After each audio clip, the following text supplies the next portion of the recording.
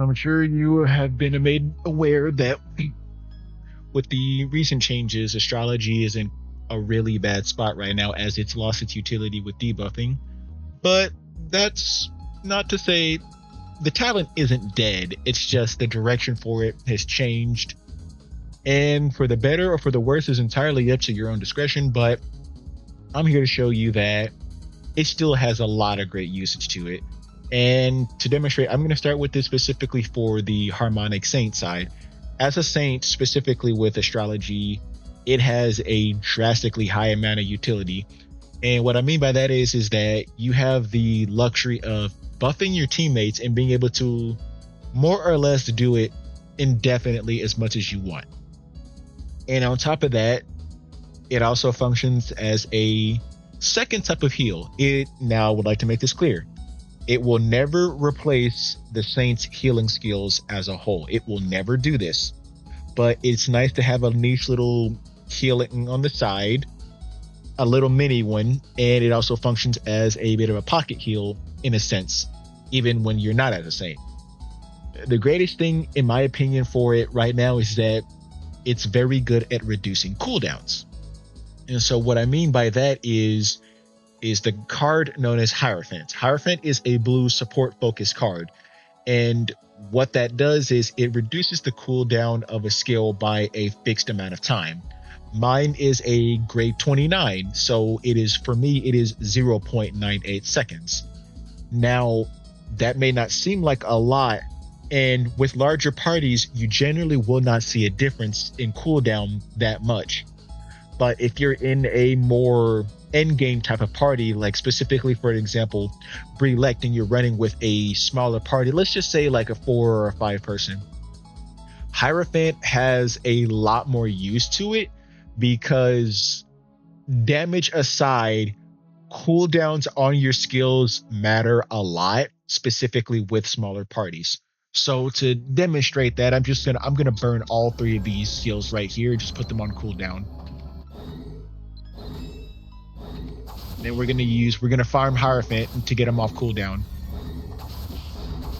I run Wheel with Hierophant just because I like the little extra chance at reducing the cooldown for a skill. You don't need to use it. It is optional. This is just solely my personal preference.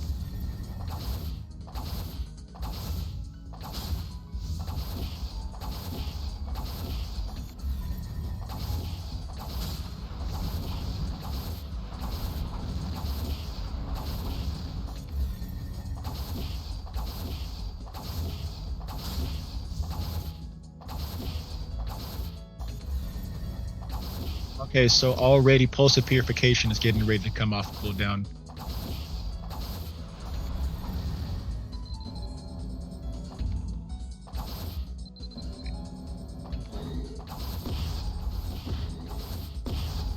We already got Pulse off cooldown. And with the constant use of Hierophant as of right now, by the time that Blessing of Protection or Bot comes off of cooldown, Pulse will pretty much be ready right behind that by just a few seconds. It also helps with the cooldown for Pall of Ruination. The sooner you can get that up, the better.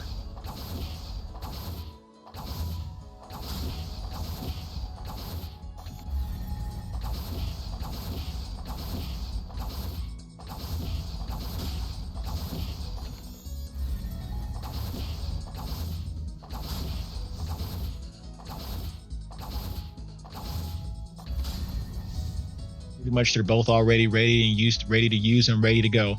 Great for Gate 2. Granted, Gate 2 is a lot more finicky because you got to stay with the horse, but it has its uses. And then already Pall of Ruination, we had 3 minutes originally, and now it's already down to we had 40 seconds the moment I started speaking again. So there you go. So it has its uses. Now, another thing I want to point out is that in terms of the support conjunction, let's look at Starlight Veil for a minute here. Starlight Veil will have its card use and then its generic use with a cooldown. So what that means is that you can use Starlight Veil twice back to back within about 17 to 18 seconds.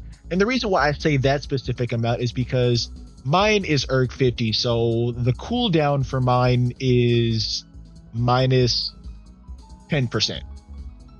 But to demonstrate here, we're going to look at Starlight Veil's initial cooldown. 17 seconds.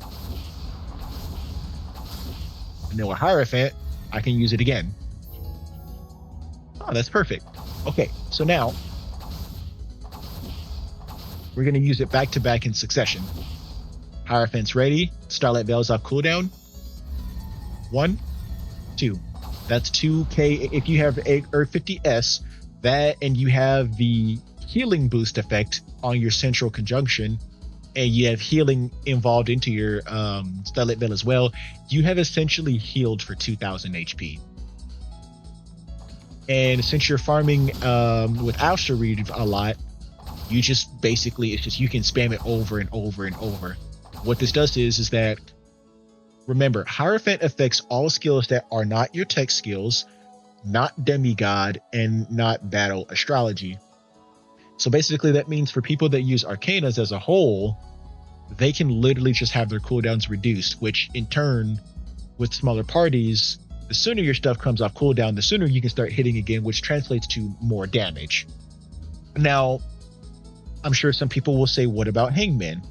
Hangman is great. They are both, Hangman and Hierophant are both great cards with their respective roles. Now, I do not use Hangman with my parties. I use Hierophant because the lower cooldown benefits us a lot more. Now, I'm not going to say that Hangman is useless. I'm not going to say that. Hangman is a phenomenal card. But with the party that I run with personally, Hangman does not help us that much because our stuff is coming off cooldown, because I run specifically with a sharpshooter and a diviner, and those have relatively low cooldowns. Tri-Assault, the cooldown for that can literally be farmed to be lower with Hierophant. Shadow Flare, Thunderblight both have low cooldowns. Hierophant just essentially can make them almost non-existent. Same thing with Ignis Plume and Aquabali and Ventus Howl and Terror Scourge, same thing. Hierophant lowers those cooldowns, which makes them more potent. Hangman, in my opinion, I would say is more effective with a bigger party. Now, you can say that it's just as effective with a smaller party too, but again, it depends on the party. Can you use both? Yes, you can. But the consistency for Hierophant is reduced by a large margin because now you have to work twice as hard to get that card up. Now, another thing to look at is when you're running the support conjunction as well, specifically with all of your skills, with the exception of Astral Reeve and Fate Foretold, it does not hurt to add healing to all of your other stuff. And I'm going to demonstrate why.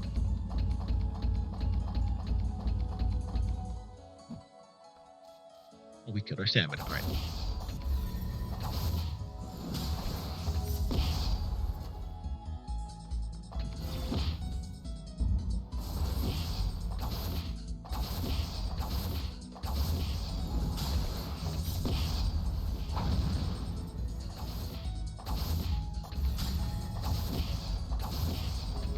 Be surprised at how a little mini pocket heal can go a long way.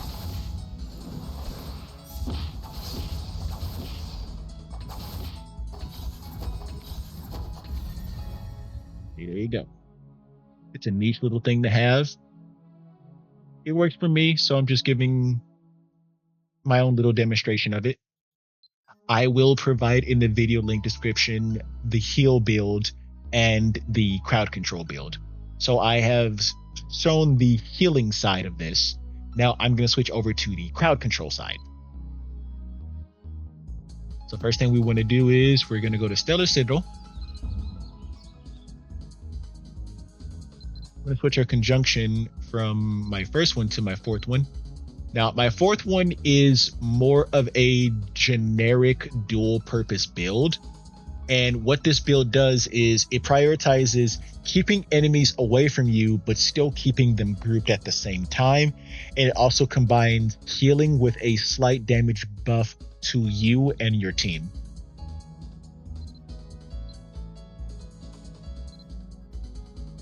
And then for the Hand of Destiny for this, we'll do Wheel with Hangman. So why not? Make sure I saved it. Yep, saved it. All right, now we're gonna go to Crom. This build is great for Crom and a little bit of Glenn. Not all of Glenn. It's primarily tailored to tech, Crom, and just lower dungeons in general.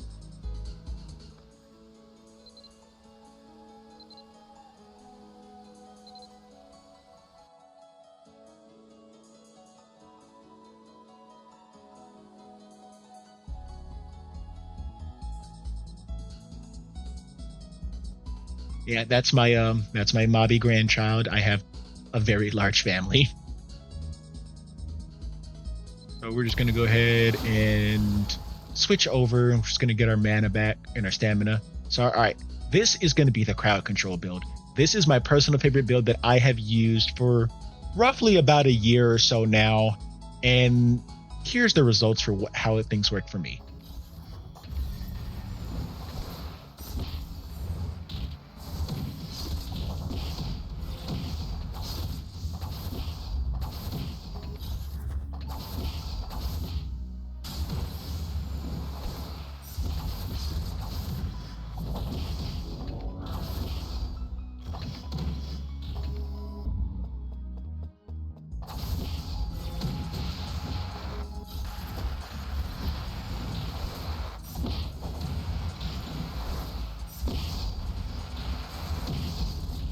The drawback to using the debuffs, the crowd control build, rapid succession, is there is a pretty good chance that it can cause displacement, and sometimes it'll miss. So you want to get a good flow and a good pace for it, or worst case scenario, you can just use Windmill.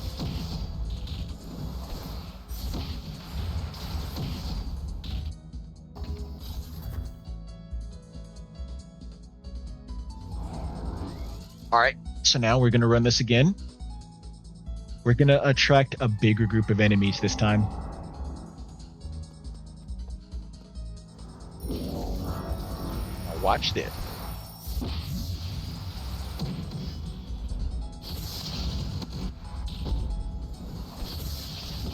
Obviously, I'm not really doing anything heavily attack-based yet. I'm just demonstrating.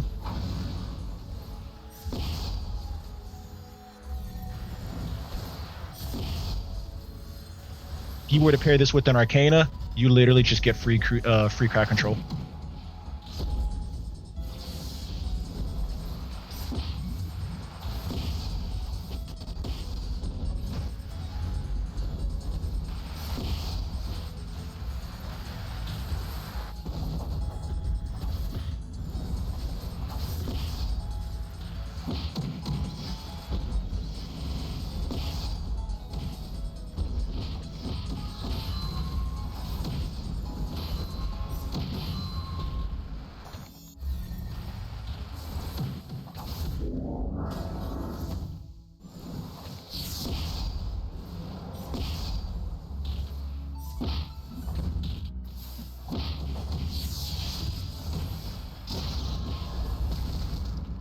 Clever.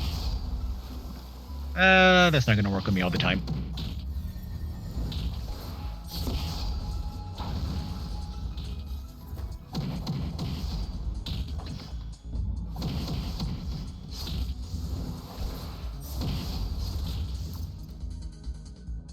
Okay. And now I'm going to use Puppetry. That's not my best BFO. I'm probably running Vivace accessories at the time of this recording, so my damage was a little bit lower, but the point still stands. The crowd control utility is far too great to pass up.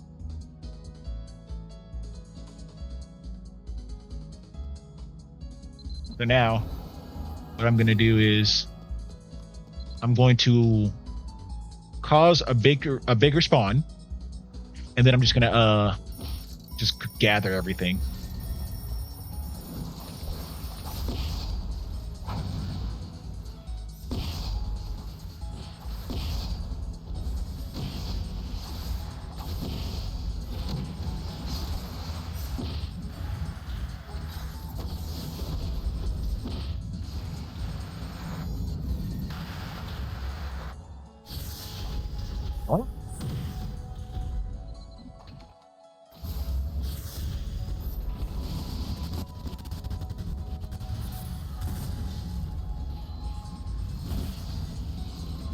Look at that. They didn't even stand a chance.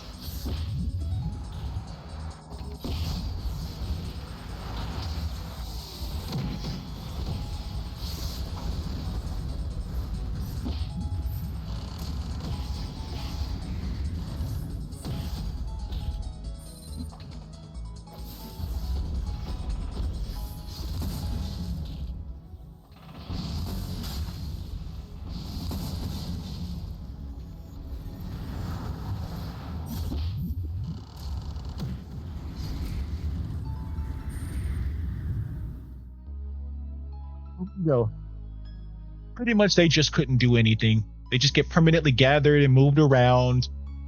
Sometimes, every now and then, mobs get through. Like, for example, the disciples with the knuckles, they can get through because they abuse iframe, because Focus Fist gives you a zero.2 iframe, about 0.25, 0.5 second iframe, right around there. And within that amount of time, you'd be surprised at what you'd be able to dodge. If you time it right, you can actually dodge the scythe attack in Glenn Bearna at 70 and 30%. So something to think about. But yeah, astrology's not dead. It's just everything around it has changed.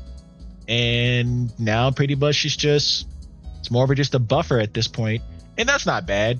3% damage is 3% damage at the end of the day. Don't knock it till you try it. Well, that's about it. Thanks for watching.